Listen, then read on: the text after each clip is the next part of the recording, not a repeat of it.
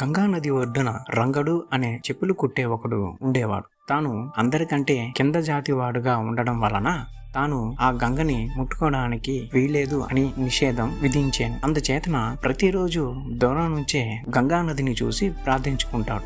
అదే నదికి ఓ పండితుడు ప్రతిరోజు మంత్రాలని జపిస్తూ ఆ గంగలో దిగి స్నానం చేసి తిరిగి వెళ్ళేవాడు. అలా ఓ రోజు ఆ పండితుడు చెప్పు తెగడంతో వాటిని తీసుకెళ్లి రంగడికి ఇచ్చి, వీటిని సరిచేసి ఉంచు, నేను వెళ్ళి స్నానం ఆడి వచ్చేదను అని చెప్పి వెళ్ళాను.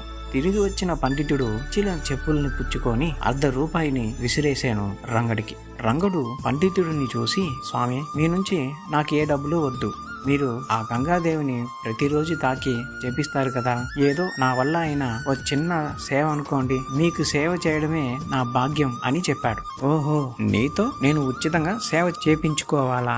నీ ఉచిత సేవ నాకు అక్కర్లేదు అని చెప్పారు ఆ పండితుడు. అయితే స్వామి, ఈ పేదవాడికి ఓ చిన్న సాయం చేయండి. ప్రతిరోజు ఆ గంగాదేవిని దూరం నుంచే ప్రార్థిస్తున్నాను తప్ప ఆమె కోసం నేను ఏమీ చేయలేకపోతున్నాను.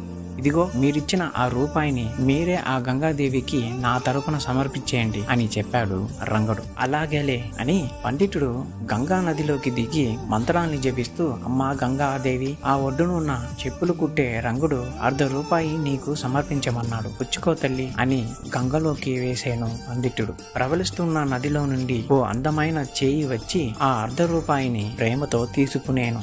ఆ గంగాదేవి మనిషిగా రూపొందించుకొని పండితుడిని, ఓ బ్రాహ్మణ, ఇదిగో నేను ఇచ్చే ఈ కానుకను ఆ రంగడికి నా తరపున ఇవ్వు అని కనులు మెరిసేతూ వజ్రమాణిక్యాలతో అలంకరించిన బంగారపు గాజుని ఇచ్చాను. అది పుచ్చుకున్న పండితుడు భ్రమించిపోయాడు. పండితుడు రంగుడు దగ్గరికి వెళ్లి ఇవ్వకుండా ఆ గాజుని తనతో ఇంటికి తీసుకెళ్లి జరిగిన వాటిని తన అర్ధాంగితో చెప్పారు. ఆ గాజుని చూసిన పండితుడు అర్ధాంగానికి నమ్మశక్యంగా లేనిచో తన చేతికి తొడిగి చూశాను. తగతగమని మెరిసిపోతున్న ఆ గాజుని తొడగడం వలన ఏ ప్రయోజనము లేదు. ఈ గాజుని మహారాజుకి ఇచ్చి ఏమైనా కాసులు తీసుకొని రండి, కనీసం కొంతకాలమైన మన జరుగుబాటుకి పనికొస్తుంది అని చెప్పాను. రాజు దగ్గరికి వెళ్లి పండితుడు గాజుని ఇచ్చాను. దాన్ని పుచ్చుకున్న రాజుకి సంతోషంతో ఓ కాసుల మూట ఇచ్చారు పండితుడికి.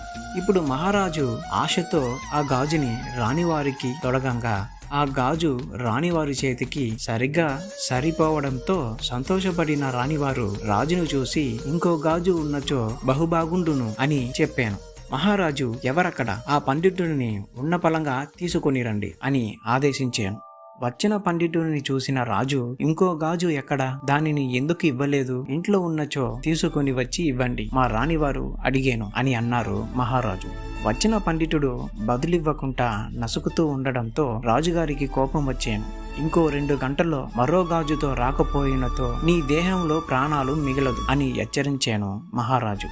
మహారాజు హెచ్చరణకు భయపడి రంగడు దగ్గరికి వెళ్ళాను పండితుడు. రంగడు ఆ గంగాదేవిని ప్రార్థించి చెప్పులు కుట్టేందుకు ఓ పాత్రలో నీళ్లు పట్టి పెట్టాను.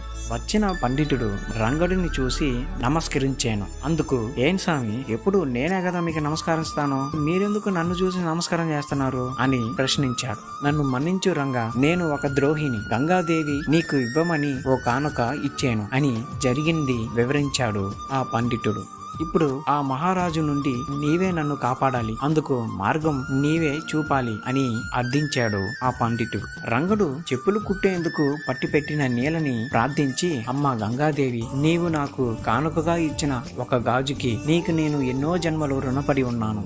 పాపం ఈ పండితుడు, అతన్ని కరుణించి ఇంకో గాజుని ఇవ్వు తల్లి, అతనికి ప్రాణభిక్షాన్ని ప్రసాదించు అని ప్రార్థించారు.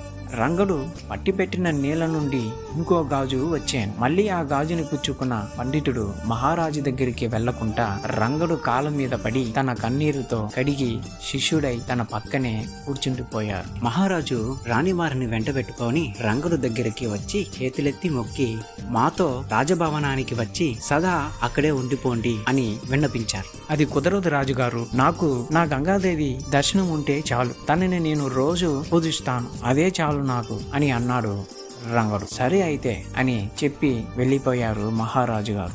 చూసారా, ఇంకొకళ్ళ వస్తువుపై ఆశపడి వాళ్ళకి తెలుసో తెలియకుండానో దోచుకోవడానికి ప్రయత్నిస్తే ఆఖరికి చేసిన ఆ తప్పే మనకు పెద్ద శిక్షలా మారిపోతుంది. అందుచేత ఎవరైనా సరే మోసం చేయకుండా బ్రతకడానికి నేర్చుకోండి.